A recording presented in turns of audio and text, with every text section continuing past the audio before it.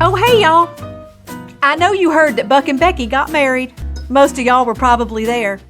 But in case you weren't, I'll fill you in. Now, I know some of you think I'm going to tell you about the bride walking down the aisle in that wedding dress that was long on the sides and short up front. Looked like a mullet. And those pimped out rhinestone-covered crocodile boots. Is that politically correct to say pimped? Bill says it's okay. Last thing I need's a group of pimps protesting on my front lawn. And I know some of you think I'm going to tell you about the moment the bride whipped that microphone out of her cleavage and began singing Shania Twain's From This Moment, and proved once again that the way your voice sounds in your head is not the same as the way we hear it. I'm just saying. What I am going to tell you is what Becky's cousin from out of town did. The nerve of that woman.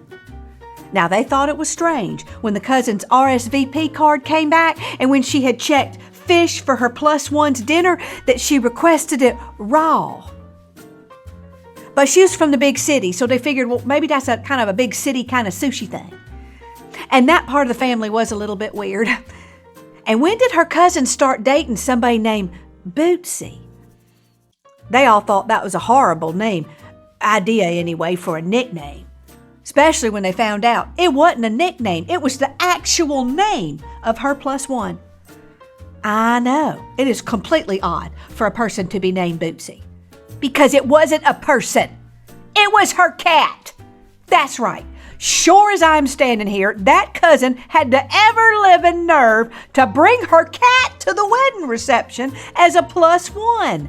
Have you ever heard of such a thing? And then, as if that wasn't enough, she had the nerve to complain that Bootsy was allergic to the flowers in the centerpiece. And could they please move them? And it took the waitstaff 30 minutes to find her a saucer of warm milk.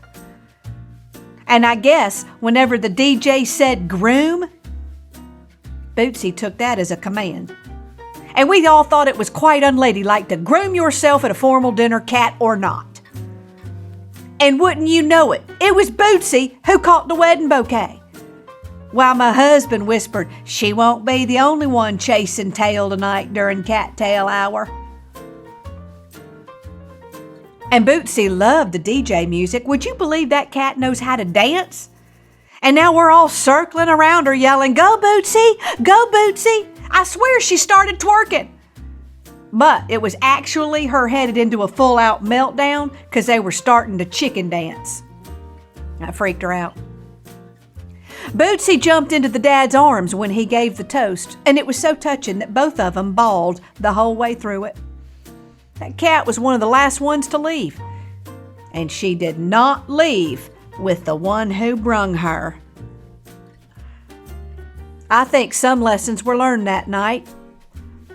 Don't have an all-you-can-eat shrimp buffet if there's a cat on your guest list, or a spiked punch bowl, which will lead to your feline wearing a lampshade on her head and licking the groom in a corner.